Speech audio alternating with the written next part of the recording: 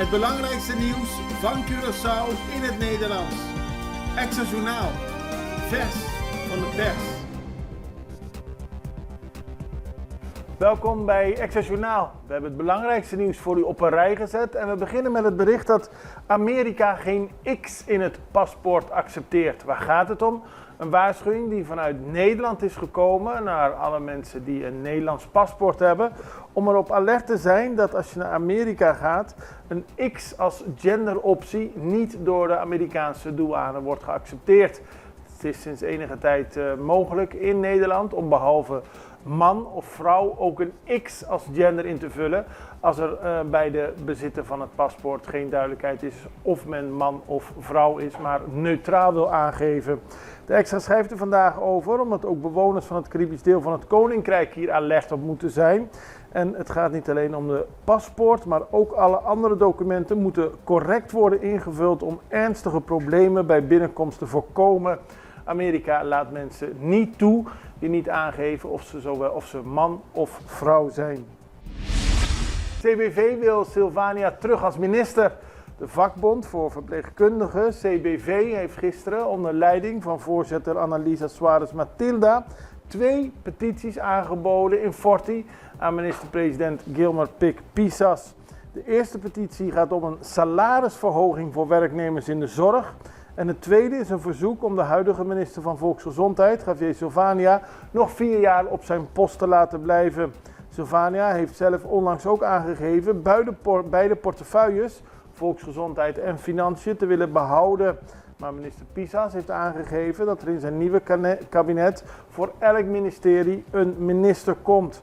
Niettemin heeft Pisas ook aangegeven in het gesprek met de bond dat de lonen in de zorg moeten worden aangepast. Men wil niet dezelfde fouten maken als eerdere regeringen. Officiële uitslag van verkiezingen. Gisteren heeft de electorale raad daadwerkelijk de verkiezingsuitslag officieel bevestigd. Er is nog een keer geteld en alle voorlopige uitslagen zijn in de grote lijn hetzelfde als de officiële uitslagen. Van alle kandidaten zijn de aantal stemmen voorgelezen. Daarna is er gevraagd aan mensen of ze bezwaar hebben. Dat was er niet en nu is de verkiezingsuitslag officieel ondertekend en daarmee bevestigd. De grootste stemmentrekker is minister Silvania met 18.264 stemmen. Pik Pisas, de premier, heeft 11.583 stemmen gehad. Positieleider niet ter discussie, dat zegt de voorzitter van de PNP, de Lucia. Er was een evaluatie afgelopen dinsdag van de Groene Partij, waarbij gekeken is hoe het gegaan is. De campagne, de verkiezingsuitslag. Nou, de PNP heeft 4 zetels, net zoveel als nu.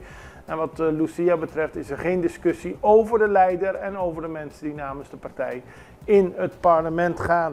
Andere politieke partijen hebben ook evaluaties. Zo heeft de man Pin dat ook eerder deze week gehad. En andere partijen gaan ook samen zitten met in ieder geval met de mensen die op de lijst stonden, maar ook met andere leden om te praten over de gang van zaken.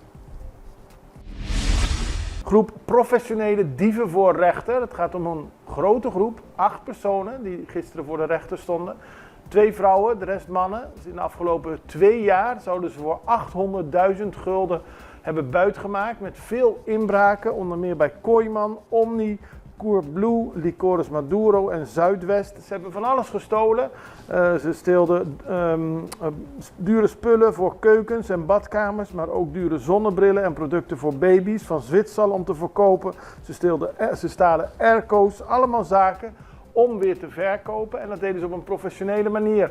Met gestolen auto's, met portofoons, met drones om te kijken of ze ergens in konden breken.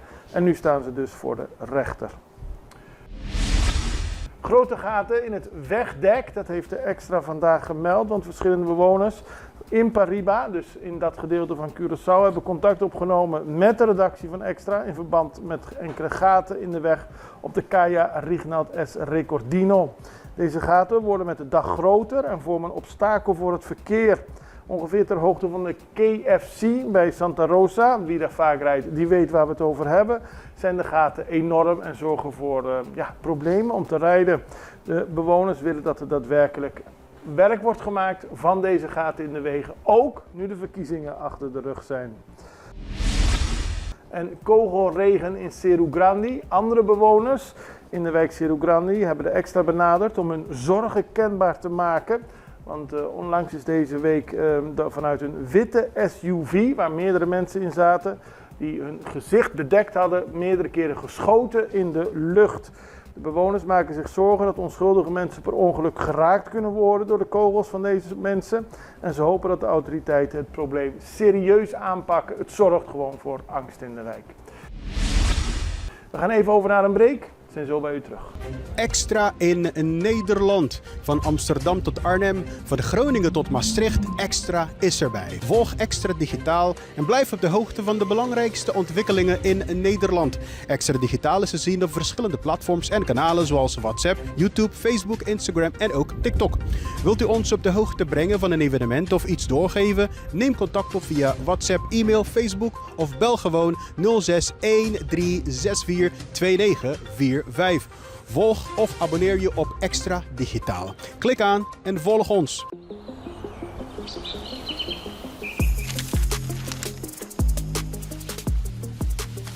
Welkom op Curaçao, een van de mooiste eilanden in de Caribiën. Een ware parel. En het is een eiland waar je van heel veel zaken kunt genieten. Van de natuur, van de zee, van het eten, van de mensen en zoveel meer. Curaçao is een eiland waar heel veel gebeurt op het gebied van politiek, cultuur, sport en zoveel meer. En Extra Journaal brengt het belangrijkste nieuws van Curaçao. Maar we hebben ook aandacht voor al het nieuws op Bonaire en Aruba en op de bovenwinden, Saba, Sint Maarten en Sint Eustatius. En we belichten al het nieuws van alle kanten. Het nieuws is duidelijk, actueel en vers van de pers. Extra Journaal, elke werkdag op Salto. Op Curaçao zijn we de hele dag bezig met het maken van Extra Journaal. Volg ons op je favoriete Amsterdamse zender, Tauro.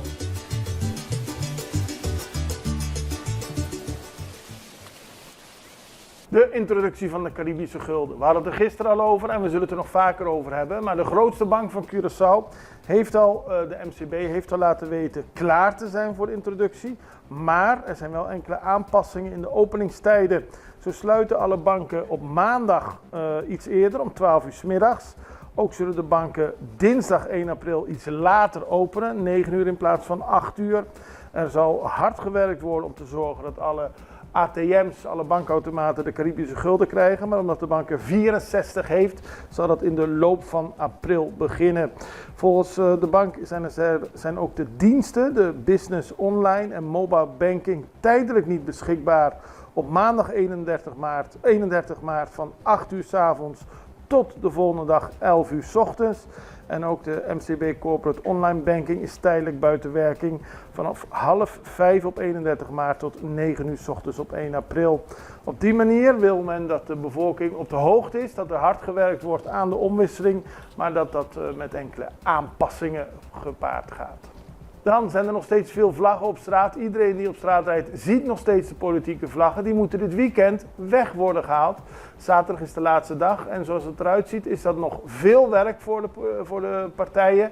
Er zijn zelfs nog vlaggen van de UP die niet eens door de voorverkiezingen zijn gekomen. Dus die hangen er al een tijdje. De vlaggen worden ook oud. Ze hangen niet meer zo fier als voor de verkiezingen. En nu moeten ze daadwerkelijk worden opgeruimd. We houden het in de gaten. En dan is er ook nog nieuws uit Bonaire. We hadden al aangekondigd dat de politie een bodycam gaat gebruiken. Op die manier wil men het werk veiliger maken, zowel voor de burgers als voor de politie. En er is een instructievideo, of tenminste een verduidelijkingsvideo op Facebook geplaatst, waar ik graag even met u naar wil kijken.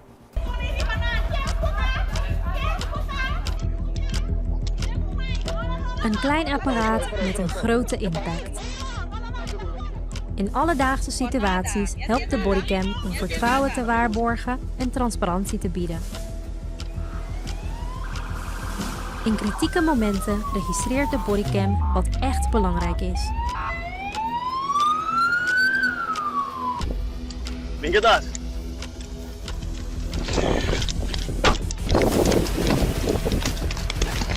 De bodycam legt niet alleen vast, maar ondersteunt ook bij het terugkijken en leren van intense situaties. Meester, meester, meester, denk maar, wat passa?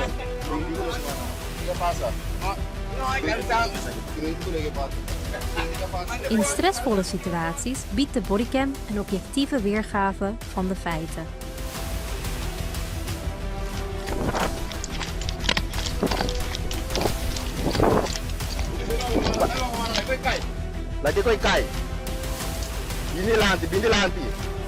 De bodycam weerspiegelt onze professionaliteit en respect in actie. Bodycams, een stap vooruit in veiligheid en transparantie. Dan gaan we naar internationaal nieuws, want de Amerikaanse minister van Binnenlandse Veiligheid, Kristi Noem, die heeft een bezoek gebracht aan El Salvador. Ze heeft daar de migranten bezocht, die zijn opgesloten, die zijn vanuit Amerika naar El Salvador geplaatst. En ze gaf als waarschuwing, kom niet illegaal ons land binnen, u zult worden uitgezet en strafrechtelijk vervolgd. De gevangenis waar vooral Venezolanen in zijn opgesloten is de Terrorist Confinement Center. En de Salvadoriaanse minister van Justitie en Openbare Veiligheid, Gustavo Villatoro, heeft de Amerikaanse minister van Binnenlandse Veiligheid rondgeleid. Eerder deze week werd er in Venezuela massaal gedemonstreerd tegen de opsluiting van de Venezolanen die in Amerika zijn opgepakt, maar naar El Salvador zijn gestuurd om daar vast te zitten. Ze vinden dat niet correct en eisen vrijlating, of in ieder geval dat de gevangenen naar Venezuela worden gestuurd. We houden het voor u in de gaten en hopen dat u morgen ook weer kijkt naar Extra Journaal. Wij zijn er in ieder geval. Ik hoop u ook. Tot ziens. Dag.